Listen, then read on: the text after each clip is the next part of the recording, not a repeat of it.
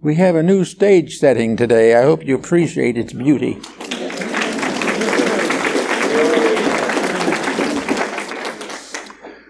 Today, we have a very interesting subject that, as far as I know, very few people seem to have done anything about. And that is the origin and significance of the home and its place in the esoteric tradition. There are many things about life we know very little about, and this is one of them. So we're going to start home as it began in the recorded history of our planet. Home was in the beginning a cave or a ledge on the side of a hill or cliff with some overhang to protect from the rain, and in this were huddled three persons, a man, a woman, and a child. They had no clothing except hair. They had no diet except nuts and such fruits as they could pick up. This was the beginning of what we call home. Well, that's quite a long gap for most of us in our thinking, although there are spots on the earth today, unfortunately, that are not too far above this level. But home began as a part of a universal plan. The human being didn't create the idea of a home. He received it along with other gifts from the intuitional boundaries of his spiritual nature. He came here to learn certain things, and in order to learn them, he had to set up an establishment here to study, to understand, to share, and to bestow. And this was the beginning of what we call home. Now, home is not merely a place nor a term. Home is a psychic integration. It is a real thing.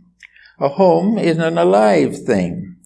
It is alive with the traditions, with all the backgrounds and all the wonders that have come down through homes to the present time.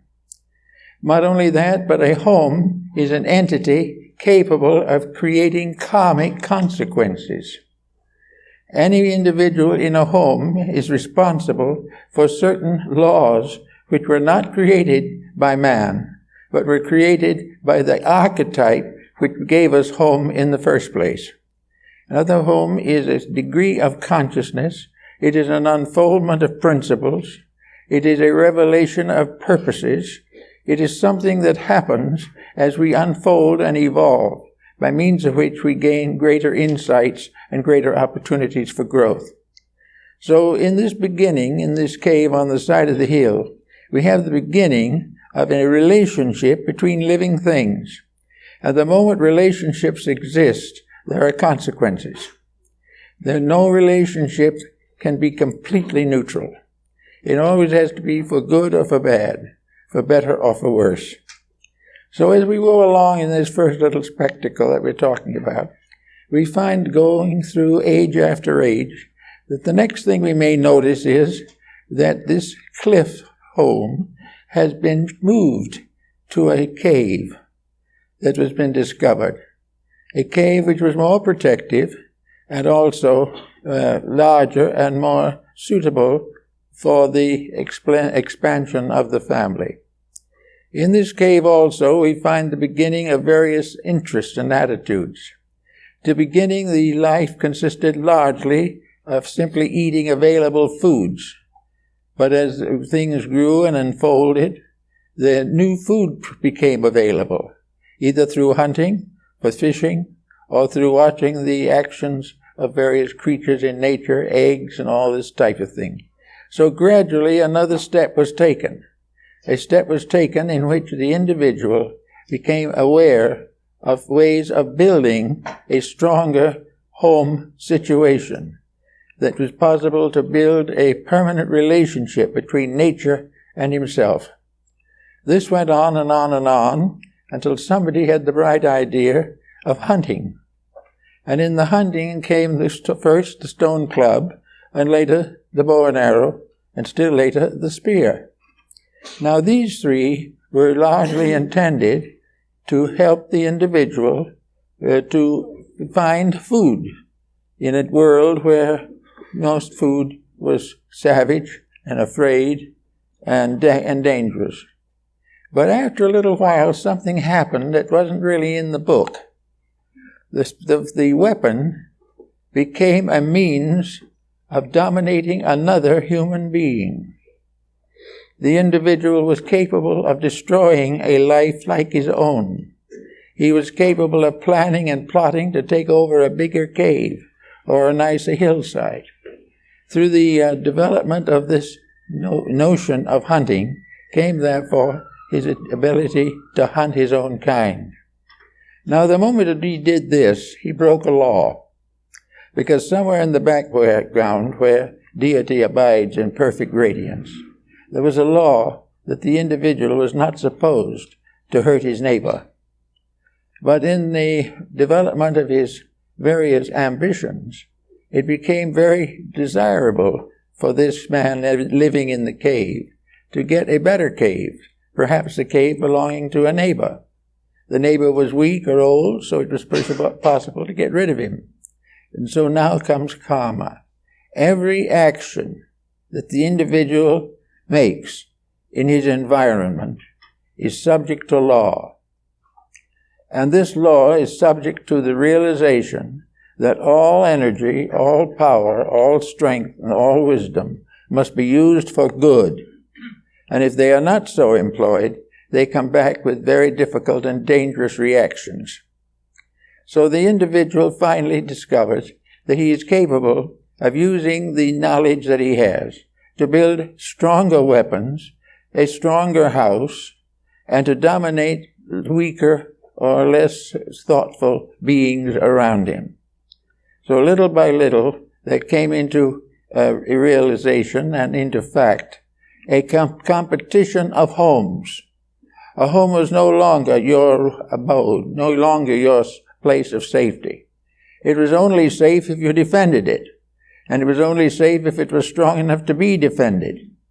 And so out of the simple idea of living together in peace and harmony came the idea of strong overcoming weak, weak becoming enslaved, weak becoming exterminated in the cause of competition. So in the little story of the Stone Age man, we find him gradually developing into a chieftain, into the head of a clan. And this clan is a family. And the story goes on to identify the family with a clan or a group of people. Now, in the doing of this, we find that the more powerful the clan became, the more separate it became from other clans. The stronger the clan, the greater the determination to use it to dominate other clans. And first thing we know, we had the foundations and beginnings of revolution and war. Now, this wasn't part of nature's plan. Nature didn't plan this. This was strictly and definitely a reaction of the human being. And this human being was under a pressure, the pressure of opportunity, the pressure of immediate gratification. And this brings into focus another early primitive reaction of the evolving creature. One of the things we notice about people is that most of them are in a hurry. Some of them are pretty lazy, but a good many are in a hurry. And the ones who are ambitious are very much in a hurry. Ambition is something that you don't wait for. It's something you do something about right now. So out of the struggle between various factions and so forth in this family relationship, we find ambition coming in. Ambition for leadership. Ambition for control of the resources. We find that in the course of time, all these little clans and so forth have worked together to produce something very interesting. And as a basis for comparison, we'll go right here to our own United States, and we'll find what the American Indians were doing at that time. Somewhere in this course of an unfoldment and development, they were growing also. They were creating their tribal clans. They were beginning to create miniature nations. And nations are just a mass of these clans. The individual was part of a family pattern Now, the missions and the pueblos of the Southwest are quite interesting in particular. Somewhere along the lines, these Indians became afraid of intermarriage. They didn't want to take a chance. Something happened. In intermarriage, they made a discovery. They were in trouble. Now, no one told them this. The Mosaic Law didn't influence them. They didn't know it existed. They didn't have any communication in language with anything except a few neighboring tribes. They were not separate. They were simply one experiencing something. So, gradually, it became a law of these people that in marriage, you had to marry across the various pueblos. You could not marry a person born in the same pueblo with yourself. Now, this was proven again and again, and so to this 20th century and to now, among these Indians, they must marry across the pueblos so that they do not have intermarriage. Now, why don't they have intermarriage? Because somewhere along the line, they found it wouldn't work. They found that there were certain penalties for it. Now, these penalties didn't prevent them from trying to do it, but it made so many consequences that they didn't like that they finally made laws to prohibit it. And nearly all the Indian tribes have such laws. Now, in another phase of the same problem, we have a tribe set up, as would be now, an Indian tribe in the eastern part of the United States. Here we might have one of the nations of the Iroquois League, which is still active in Canada. The problem is that these people, having created a pattern to live by, set up a government. Now, you know, setting up a government is quite a job. We're having trouble with it right now. We don't know how to set up a government. We've had one for a couple of 100 years, and it's sagging badly. And we don't even know what's wrong with it. We haven't thought of what's wrong. We've thought of pushing it to the continuance of itself, usually for ambition or avarice. But the Indian, being subtle and more or less, to our mind, simple-minded, had another way of looking at it. So what did he begin to do? He began to investigate the causes of the troubles between the tribes. And he began to realize that the main cause of trouble for all these different tribes was a poor leadership. And if you really wanted a stupid leadership, this is very technical. All you had to do was put men in.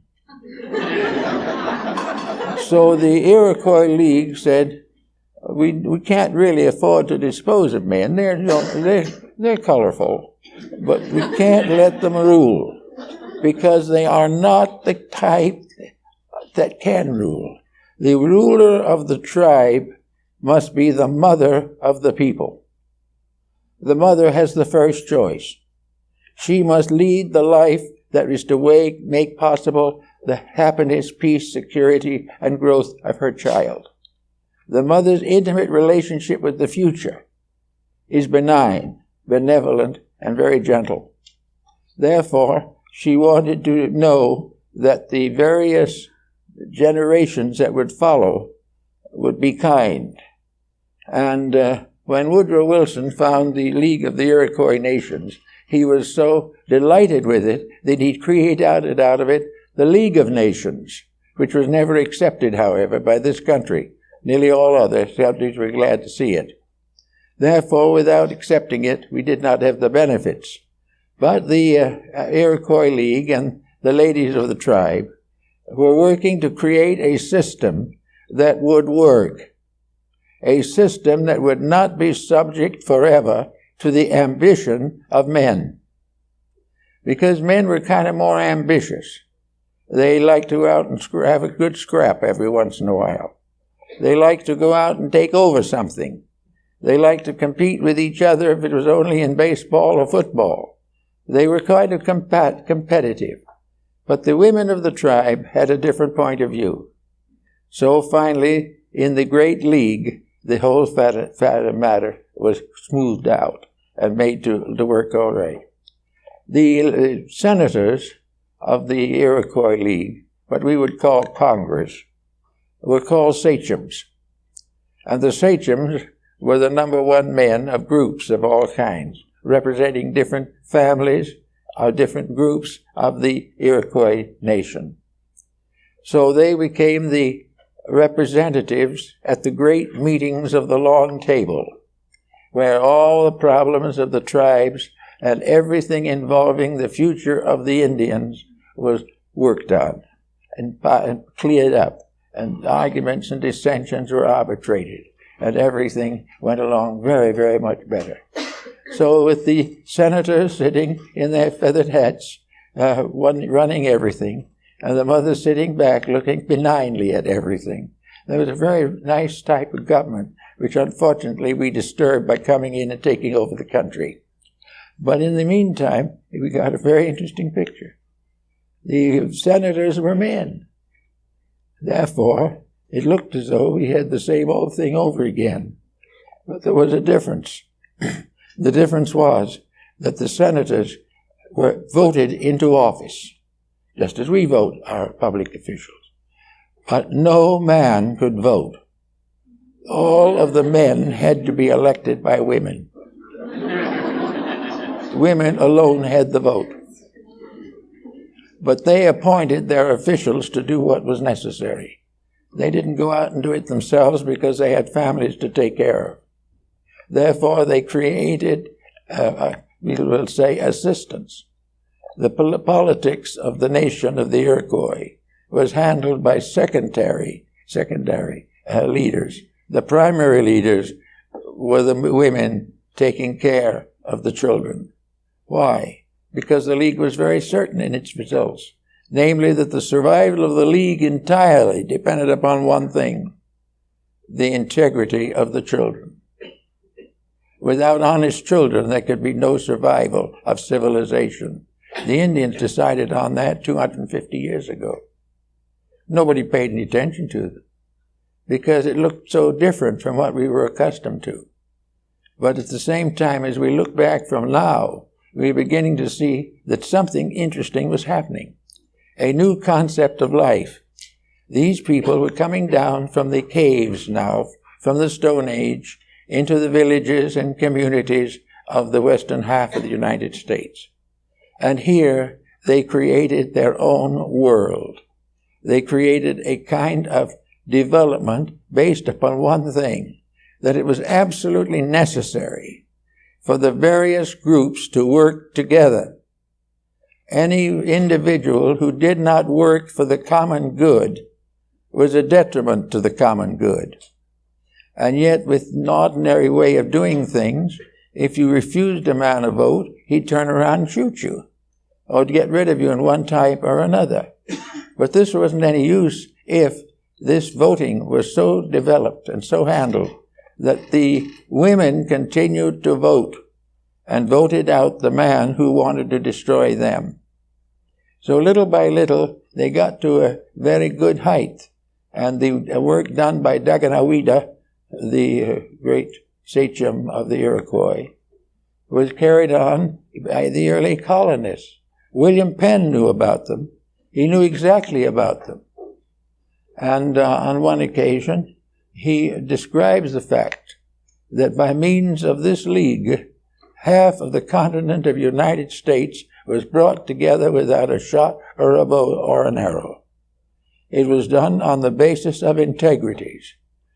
And when the sachems were invited to England, some of them, to the court of the King and Queen of England, it was reported of them later that they were the most honorable people that the British had ever seen.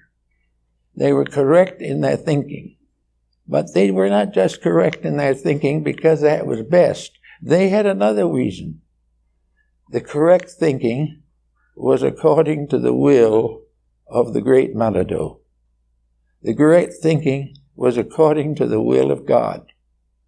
And the old sages, in their meditations, and the reading and writing and studying, and listening to the stories of the old braves, came to the conclusion that one of the ways to find out what God wants is to seek out and study what happens to people who do things. The moment an individual does something that ultimately hurts him, or ultimately is in danger to another is wrong, regardless of the motives. It is only when all motives are essential and right that peace can exist in the land. You cannot reform an individual who does not want to be reformed, but you can place a government over him that is very strong and powerful. And they did this when they created the Great League and called the Great League of the Peace, the one roof over all men. And it was a great, wonderful success for many years until it was gradually destroyed by the ambition of the white people. But in this also we find something else that's interesting. When the sachems met in Parliament, you can compare their Parliament with what you hear and see in foreign governments and our own in these days. When the time came for the government of the Iroquois to come into empiric session to make some major decision which was to affect all the people, it was then strongly pointed out that any individual who advanced a subject for discussion, who expressed a need for help in some way, his remarks and his findings were carefully recorded. But whoever presented the bill could not vote on it himself. The bill had to be voted on others. Therefore, no sachem could advance any law or any recommendation that affected himself or added 1 cent to his wealth or 1 step to his attainments. He could not vote. He could advance, however, and discuss the need of the subject he decided on, but it was up to the others to decide whether to take it or not. He could not take the step of voting on his own decision. Now, another interesting thing about them was that when the Great League was open, the place was a chapel. Everything was done with due consideration for the presence of a universal law which could not be violated. Anyone who tried to violate it destroyed himself. And no man was necessarily destroyed by another man. Virtue survived, vice died of its own weakness. And all these different values were given proper consideration. Now, in the meeting of the League, one thing was also very noticeable. No one in the League, when speaking among the masters or the sachem, was allowed to say anything detrimental, disagreement, anything sad or unreasonable about anyone else. There could be no attack by one senator upon another. This was completely outlawed.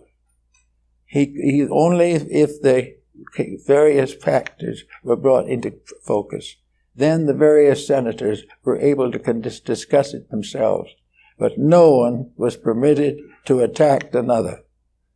He could accept or reject the rulings, but he could not attack the personality involved. And it did very little anyway if he had, because he could be outlawed in 24 hours with the old lady sitting at home. So all in all, it has been assessed that the League was a great success, as long as it lasted. And it is probable that it was destroyed finally, largely, by non-Indians, who didn't like the idea of the great white cloth of the peace, or the one roof over all houses, one family. Now, another point of the League was very good, which we might think about today, and that is the one family. The world as it looks today is made up of hundreds of families, tied up in all kinds of leagues and treaties and everything you can think of. But to the Iroquois people and to many others of this type of thinking, there is only one family on earth, the human family. This human family is entitled to all the help and protection that it can receive. This family is not to be exploited. We're not going to allow an older brother to take away the money of the younger brother. We are not going to go to war against some other country because a nephew wants to. Everything that is destructive within a family will ultimately destroy the complete family.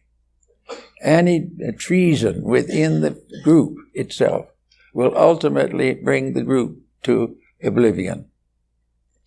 So every effort must be made to see that the family is kept in proper order. Now we can dip over to China for a minute. Not the China of today, which has forgotten all these things, but the China of the days when it was the most powerful nation in the world, without war. China has a perfect reputation for never really winning a war. It left us nothing but a mass of defeats. But anyway, in the pattern, the Chinese said that the empire is a family. The empire is a family, one family. Everyone is related to everyone else by brotherhood or sisterhood or parenthood. There is no such a thing as various nations having feuds together or against each other. If they do, it is against the family.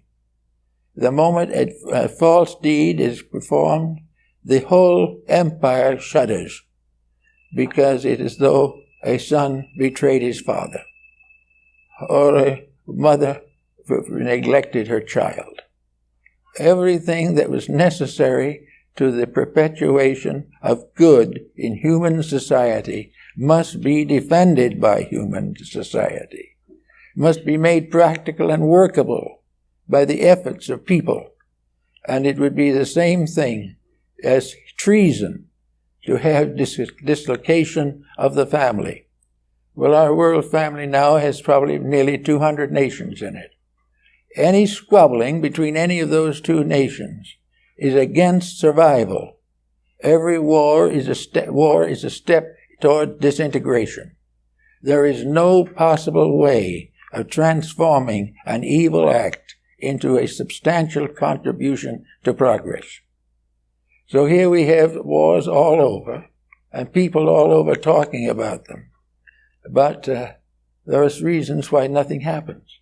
Because to do what is necessary, we must interfere with the private right of the individual to do what is wrong. It is no longer a problem as to whether he should or shouldn't.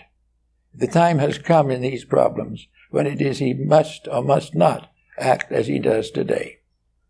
So in the family cycle, as it was originally in China, the living ancestors, the elders, were virtually the rulers, not because they were always right, but because no individual who is raised in a family and who has been suckled by a mother or has been educated by a father can possibly forget that eternal debt. All that we are is determined by our ancestry. And when the ancestry is not worthy of this recognition, then the nation is already slipping. A nation must not ever forget that it owes a great deal to the fundamentals upon which it was founded.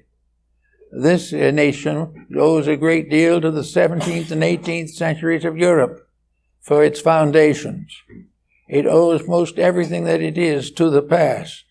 So the Chinese honored the grandparents and honored the ancients because of their continuous effect upon our lives. Now, how do we know a good ancient from a bad ancient? That's not difficult. A good ancient is one who has said something maybe 200 years ago that is still true. A bad ancient is one who said something 200 years ago and 50 years later it was not true. Therefore, is to study and understand the integrities of the various contributing factors. Then comes along the older children and the selection of the new leaders and the younger children and their education. And Incidentally, they had a very good medical side of that philosophy also. The Chinese are one of the great ancestors of medicine, and their scientific knowledge in the healing arts was prodigious. And they had a very simple code. Every family hired a physician. Every respectable family paid a certain amount a year for a doctor. It was on for a life basis. And every time anyone was sick, the doctor's pay stopped. That did it. No one wanted to have, the doctor didn't want to have his pay cut off. So instead of curing the sick, the Chinese said, prevent the sick. Now, we should probably say that's impossible. But the idea is right. And it could be possible if various personal ambitions and personal selfishness did not intervene. So we go on down through all these steps, and we find this family that we left in a cave has gradually emerged into a member of our economic industrial society. Now we have a society that is reaping karma. Now, in the old days of sacred writing, if you disobeyed the gods, you suffered. And now we don't think of that so much, but we have to face the fact that if we disobey certain universal realities, we are in trouble. And we have to do something about it or we won't get out of trouble. So instead of thinking these laws to come from people, most ancients decided that these laws came from space. They came from the integrities at the foundation of life. The same life that created worlds put laws to govern it. The same life that made nations has established rules by which these nations must be governed. And just as the health of the human body depends upon keeping the laws of health, so the health of a nation depends upon its integrities. There is simply no possibility of doing it badly and resulting in a happy condition. There has to be rules. And now, after a considerable amount of warfare, rape and pillage, we're beginning to realize this. But now comes along some ultramodern and tells us to forget all about the ancients.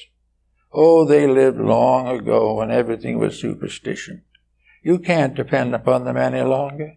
You can't depend upon what Aristotle said, or Confucius, or Lao Tzu. In fact, you can't even understand what some of them said. But the fact remains that many of them said things that have to live, or we are in serious and endangered condition. We have to recognize that we have as a source, as Bacon points out, the value of tradition, the value of things that have been done before, which prove by their consequences what happens when you do those things. Now, one of the outstanding examples of this point is war. Can anyone point out anyone or anything that ever actually resulted from war that was worth having? War is a possible way of endangering yourself and others. But it doesn't make any difference whose war you fight, or whether you have a victory in arms or not. In a little while, the war will be in the dust. The great warrior will sleep with the ages, and no one will care except to wish he had never lived. So all these things can be seen and traced and understood if we want to do it. Now we go back to the family. Here the family of today is coming into existence. What is the difficulty, the primary difficulty? Well, it seems to me, at least seems to be some classification in this direction, that the main trouble with family today is that there isn't any. Now, what we call a family is some kind of a house with many doors and windows from which people are going in and out, but nobody is staying. We want to have, for the younger people especially, want to go out and start their own worlds. Why? Because primarily they want the right to do wrong. Now, most of those people of all ages who want to get away from the control of family do so because they are doing something they believe the family would not approve of. Now, there are exceptions to this rule, I know, but the great many are seeking what they call freedom. And what do they find at the end of the road? Narcotics, alcoholism, tobacco, and moral delinquency. This is why they want to get away, because they have lost track of the reason for being away. When a person wishes to be on their own so that they can grow, so that they can do things that might not meet with the family approval, but which are still in the highest orders of integrity, these people may and could have a right to individual existence. But wherever an escape is simply to get away from tradition, from integrities, from honesty and honor, and slip into this strange world of fantasies from which we are now suffering, this in itself is very bad for all concerned. Now, if we like to think of the home, or the whole idea of home, something as a human body, we realize that the body can get sick. And we realize that the sickness of the body is largely due to the sickness of the managers of the body, the mind, the emotions, habits, and the various acquisitiveness which we are all so inclined to. We have a sick world today. What are we trying to do with it? We want to be left alone so that we can do as we please.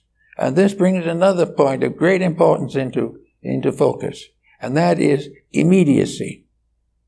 Now, between the average person and his own maturity is this concept of immediacy. By that we mean that everyone wants what he wants as quickly as possible. He doesn't want to earn anything. He wants to have it fall in his lap. He would much rather take a chance on winning a lottery than work at a job. He wants to have the immediate compensation for everything that is the fulfillment of his desires. And he also wants to be free from any punishment for the things that he does that are wrong. Now, this immediacy problem has been worked out with narcotics. Narcotics, to the average youngster starting in on it, is simply a way to be 6 or 8 feet tall in half an hour. All of a sudden, the dope addict is a great person. He has not become a tiny bit better than he was before. But he thinks he's better. He feels better. And if he keeps on feeling long enough, he will die. He will become a hopeless slave to his own desire to feel good without earning it. He has no desire to live a good life, but he wants to have the benefits of a good life. Well, that's not possible. And the life that he gets from what he does is not a good life and never was. It is a fantasy and an illusion. So we watch now the little man and his children coming out of the cave and going down now through about 6,000 or 8,000 years of evolution. This little man coming out of the cave was in the beginning not a bad chap. He was just looking for some way to survive. But gradually there rose within him his ambition. There arose within him the belief or desire that he could possess part of the world in which he lives. He forgot entirely the good words of scriptures that would remind him that all things belong to God, and that man doesn't finally own anything. He wanted to take over the mortgages and run the world. So he has produced a series of consequences that have really brought him up. He now lives in a better house. He now lives with a more congenial group of neo-neurotics. He has all the things that he thought he wanted: a good car, a good job for a moment, an imminent danger of being destroyed by nuclear weapons. From the cave to the nuclear bomb is the story of mankind. Why? Because somewhere along the line, the human being lost touch with reality. He lost touch with reality when he lost touch with honor, when he lost touch with realities of the daily living, when he was no longer thoughtful of other people, when he was no longer interested in fair dealing. He became more and more corrupt. And out of his corruption, he created corruptions. And almost all the problems of our economics that are now worrying us are the result of corruptions, the misuse of things. So we have to go right back to the whole point and realize that we are now living out what we have done to a good world.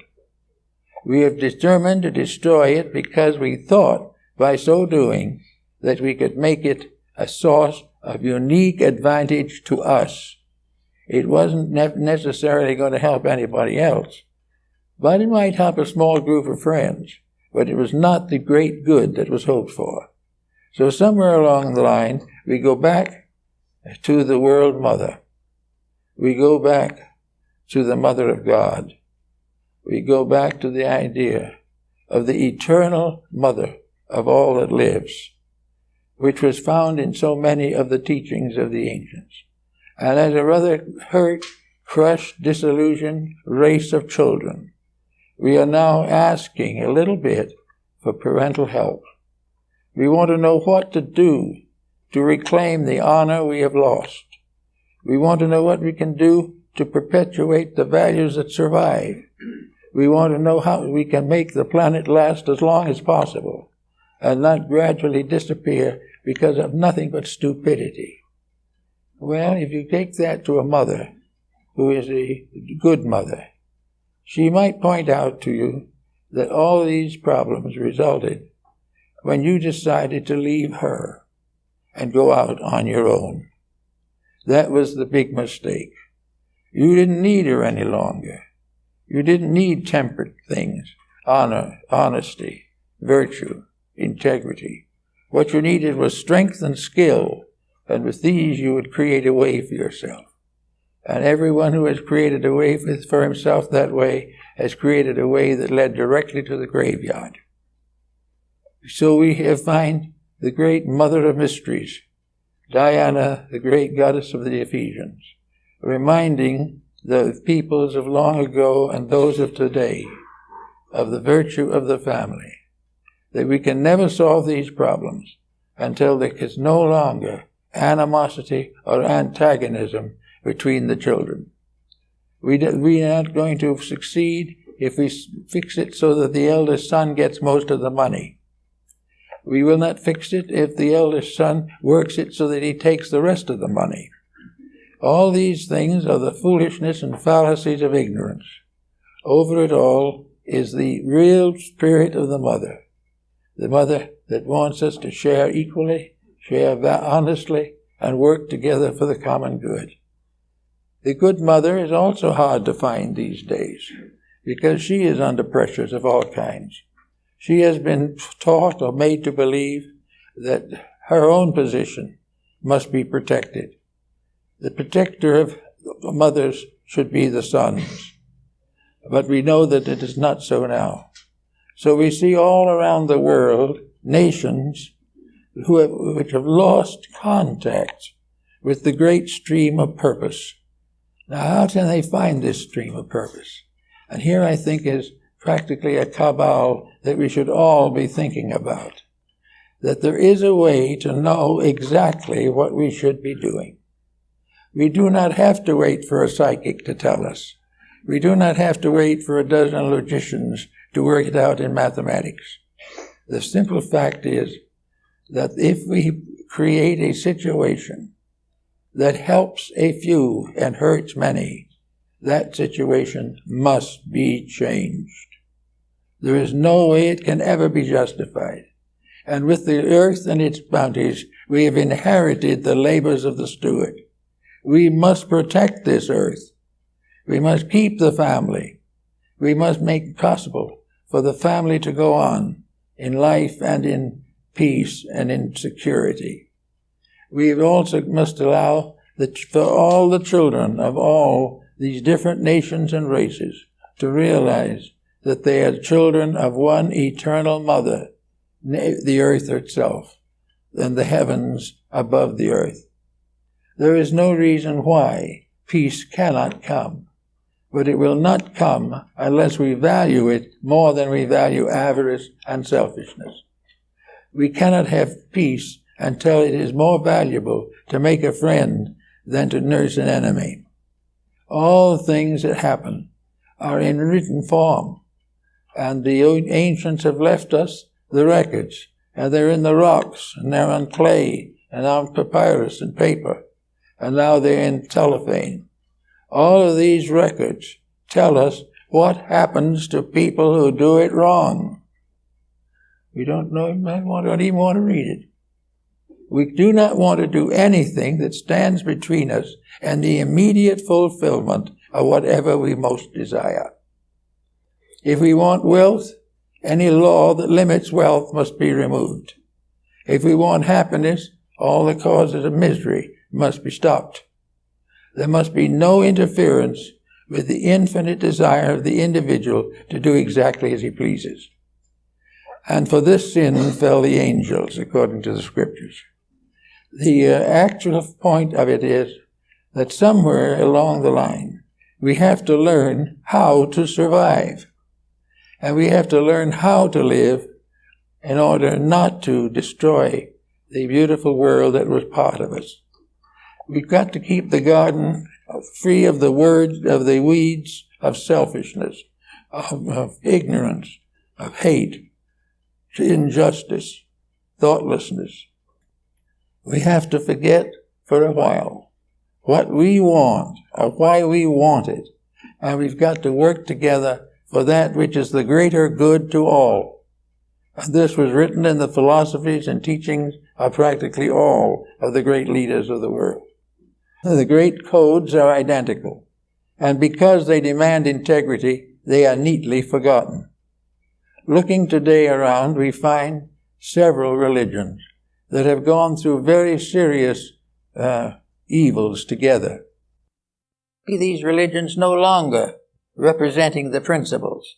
The religions were carefully altered to permit brigandry, bribery, treason, because these are the things that got the thing we want, but also they got the thing that will destroy us. So as we start out, let's think of a family, a close family.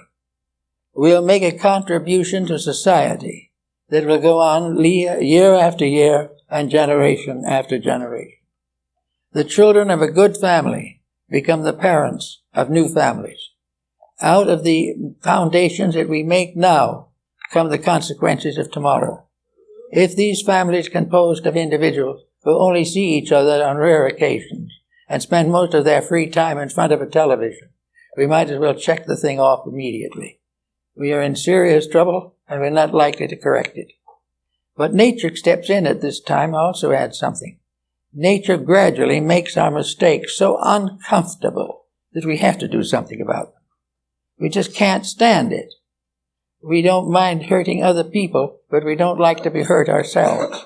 And then little by little, the fact that we cannot survive our own mistakes must take over. As it takes over, we do not have to look out into the unknown for the answers. The idea that there is no one who knows what to do is purely arbitrary. We all know what to do, because we all know what has failed, and we all know that we have tried it. We do know that the only things that can succeed finally are constructive things, not destructive. So out of the past, we have all kinds of families. The families of the Middle Ages, and families of the countryside, and families of the mountains and valleys. We have every race and every color, seeking for comfort, peace, and security. And we have not yet reached the point where we can provide this for them. The leader in a nation, the leading nation in a world, must be leading in the direction of solution, not in the direction of complicating the issues involved. It is our solemn and natural duty, as a leading nation of the earth, to make sure that the earth becomes safe for everyone on it. It is not possible to have a happy world in which a few powerful nations make all the rules.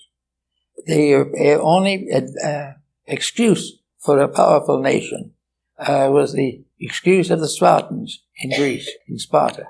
The only reason for a strong nation is to provide the necessary rules and laws to make each of the citizens stronger. Any system that weakens the citizens to strengthen the leaders is leading into more trouble. Everywhere we see the trouble. And we realize that in a mysterious way, it is due to this family of ours. This family that has come down to us. We are all one type of life, living on one little ball in space, and this little ball is getting smaller all the time. And our natural resources are dwindling, and we are in constant danger of exterminating ourselves. Now, in the animal kingdom, for instance, reproduction and the mating season is limited. But in those kingdoms, nature takes over and protects. We haven't got the wit to do it.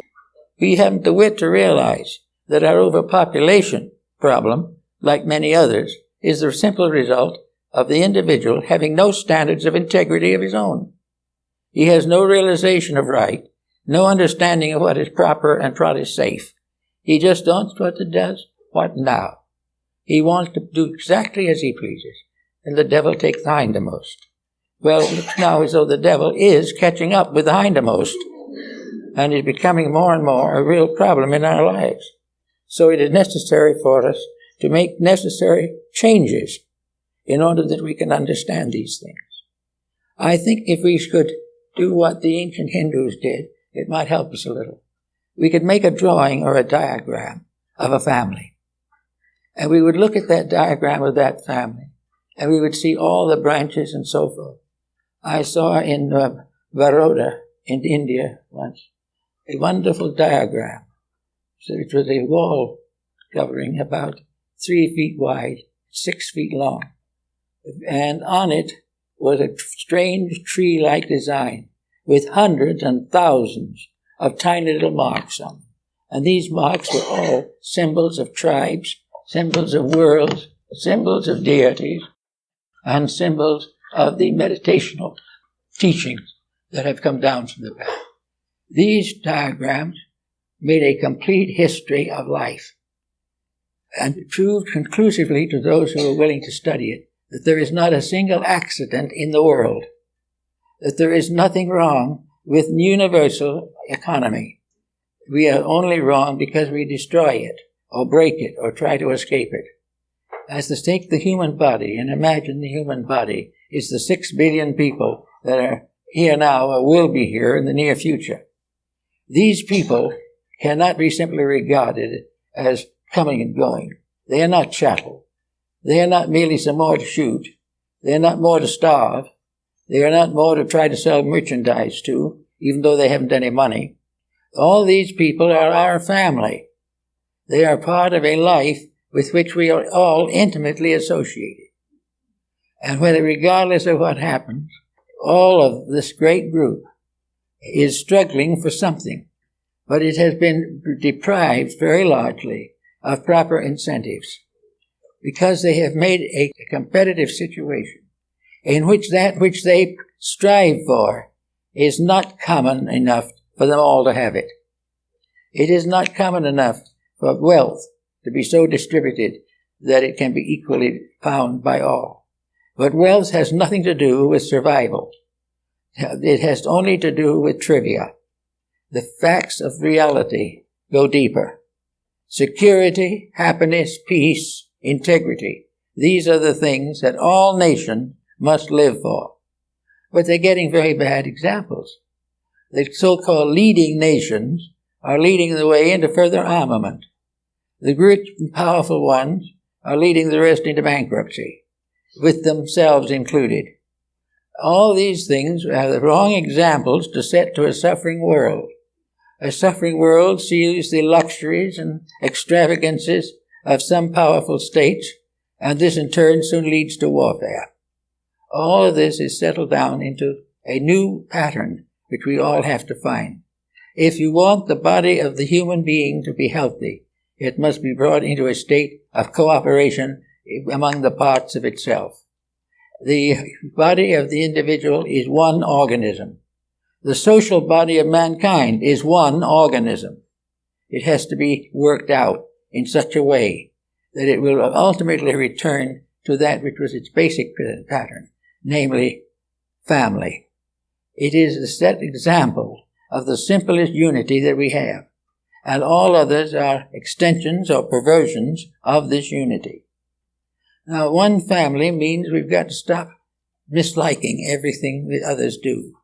We've got to stop thinking of profane nations. We've got to think of those who have no God and all this type of thing. We've got to bring religions together in peace and comradeship. We've got to find the good in those we don't understand.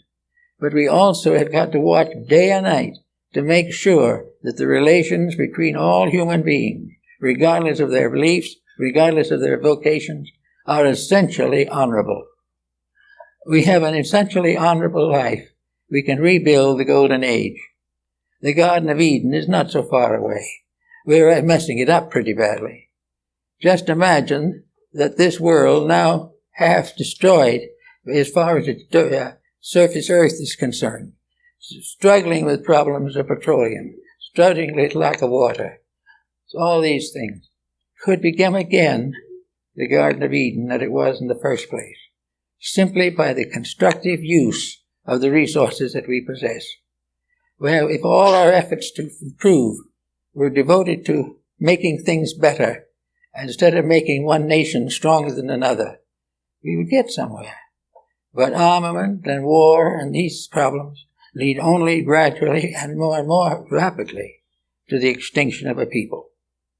So we have to go back to the idea of the mother of mysteries, the great Diana, goddess of the Ephesians, the great mother, the mother of mothers, is the great sense of maternity in deity. The wonderful plan of life is a great maternity. It is a blessing. The world we live in is a great mother, capable of protecting and bringing peace and security to all. It is forever bringing forth the harvests. It is forever bringing forth the nations. And if we use its gifts properly and wisely, it is the mother of infinite security. It is the mother of all things that we need. This motherhood of truth, the motherhood of wisdom, the motherhood of reaching out a hand to those in need. There would be no need for wealth or for poverty, only to work together for the greater glory of truth. We are going to have to fight through this, because this problem will never end until we make truth superior to avarice. It'll never end until we accept the reality of the brotherhood of man and the parenthood of the divine.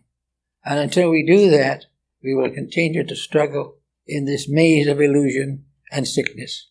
And it is certainly hoped with great, great emphasis and desire that the new century that is coming will bring us a new vision of this particular point. But we have to recognize that we live in a benevolent universe and that we are making the trouble. There is no such a thing as selfishness in the stars. There is no such a thing as hate in the moons. These things arise of individuals arguing and scraping and scratching for some little privilege that they want. These people have never disciplined themselves, have never done anything worthwhile with their lives, and don't expect to. All they want to do is to be happy for a short time, and then the devil take the hindermost. This will not work, and it isn't working now. But we can make it become a basis of something in the future, when each one gives his thought not to himself first, but to the need of all. We can, in a very short time, bring back most of the things we need. We are not broke, but we're getting a little more desperate. We are getting more and more aware that the bottle on which we live is getting more empty. But with conservation of resources, the earth will last until we graduate from it if we start to learn a little. This world is a school. We must graduate to get out of it. And if we do not graduate before it is destroyed by our own selfishness, then we'll have to come back in a new pattern of the same thing and do it over again. We are going to have to be honest before we graduate. And we can never get out of this world until we graduate. We can lose the body, but the spirit will be the same. So we have to realize that the great mother of mysteries is a wonderful, tender, touching power, forever dreaming of the good of all, forever nursing the values of existence, forever full of love for its children.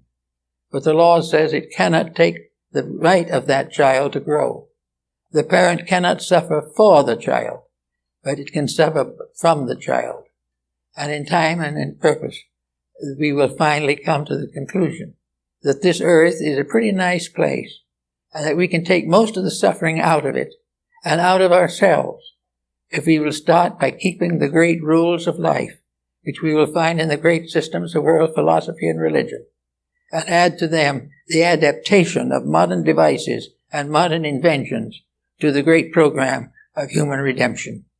If we do these things and do them thoroughly, we'll get along pretty well. And then, until then, we've all got to get busy working on ourselves until we make the corrections that are necessary. Thank you.